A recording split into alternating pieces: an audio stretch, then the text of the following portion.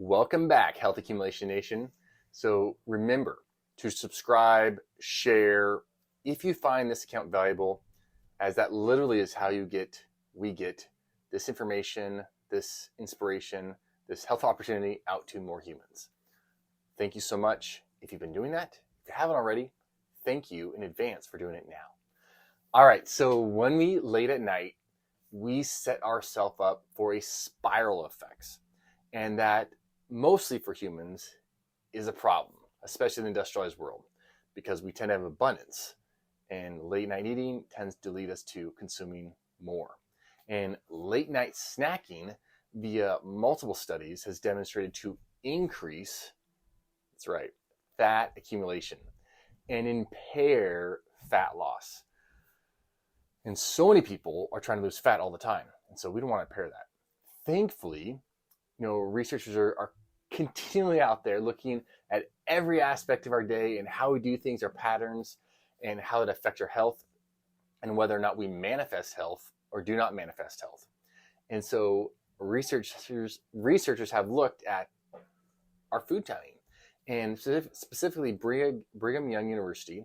They recently reported that eating 4 hours later than we normally eat makes a significant difference in our hunger regulation, in the way we metabolize calories after we've consumed that meal, and just how we store fat generally. So this is a big deal. So say you ate dinner at 6 o'clock normally, and now you're eating at 10 o'clock. That is going to have a drastic effect on your potential for fat accumulation, on how you're going to metabolize that food, your caloric expenditure, and how you store fat. So when it comes to hunger, eating later had an undesirable effect in that it reduced leptin levels. Forget this, 24 hours after that late meal. And leptin is our satiety hormone. It's our satisfying hormone. It's like, man, that food was good. I feel good. When it's up, our body feels satisfied and hunger goes down. When leptin levels are decreased, hunger stays up.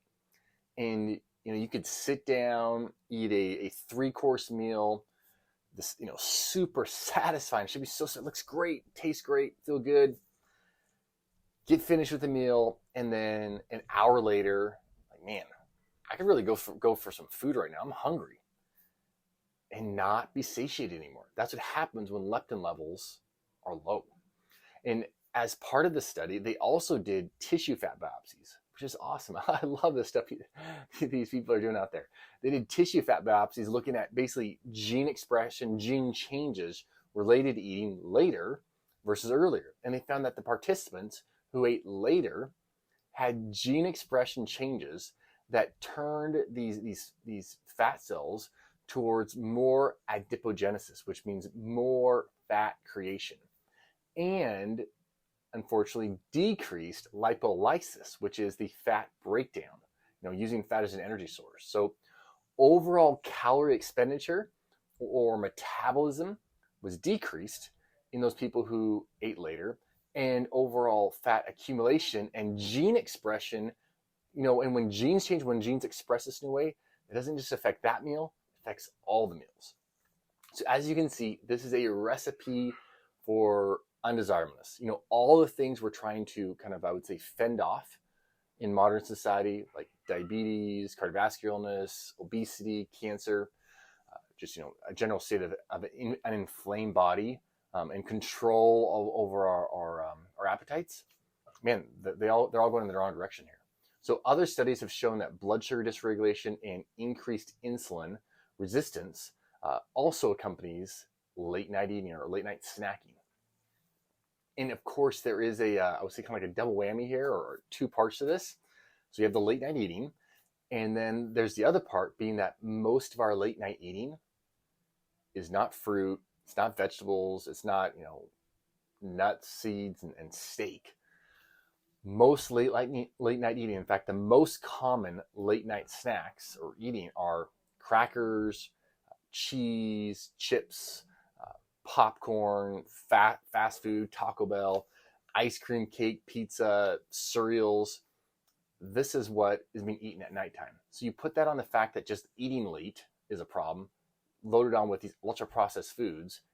Combine late night eating, defined as about eating within 2 hours before bedtime, with ultra processed foods, and you just start compounding that on a human being, and that is not health accumulation.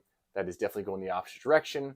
That is creating the opportunity for disease and dysfunction. So what can we learn from this to help ourselves accumulate health related to our eating timing? So we can aim to have our dinner at least 2 hours before bed, and optimally I would say about 3 to 4 hours before bed. That would probably be the golden nugget there. And if you find yourself like, man, I just got a snack, I'm raging hungry, I can't handle this anymore, I need some food, then try to make it small and make it real food for sure, such as berries with maybe a little heavy cream, or nuts or seeds, or apple slices, some vegetables, some celery, a few thin slices of meat. But recognize that the later we eat, the more potential there is to have problems with leptin, the more potential there's problems with gene expression in our fat cells saying make more fat, accumulate more fat. The harder it's going to be the next day for us to manage our appetites. And I would also mention, for people who are night shift workers, people who are flying across time zones on a regular basis, or even those with medications, say like Ambien, that can cause timing of eating to be off. Get yourself a plan, and you got to stick to it. Make a point to give yourself as much time as you can before you go to bed without eating. And if you are taking Ambien or any other medication that is just causing your appetite to rage, or is promoting you wake up in the middle of the night and going and raiding the cabinets for food, you need to get a new prescription. You need to find something else that's going to permit you to get to sleep. You need to get at the root of the sucker and get it figured out. Find a new provider, or ask your provider to find a new way of helping you get to sleep and to sleep well. And as a side note, in my own experience in working with patients, I've found that many times the reason patients will be up late and going to bed, say after 10 o'clock at night, or going to bed at midnight or 1 a.m., is due to the fact that they are actually having snacks. And when we remove the snacks, they find that they can go to bed earlier. Why do you think that might be?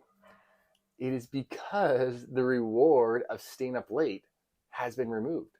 Normally the body's thinking, sweet, I'm going to have a snack at 9 o'clock, 10 o'clock, 9:30. And so let's wait up for that. But if that snack item is removed, there's no longer that innate subconscious desire to stay up so we can have that snack. Just something to consider.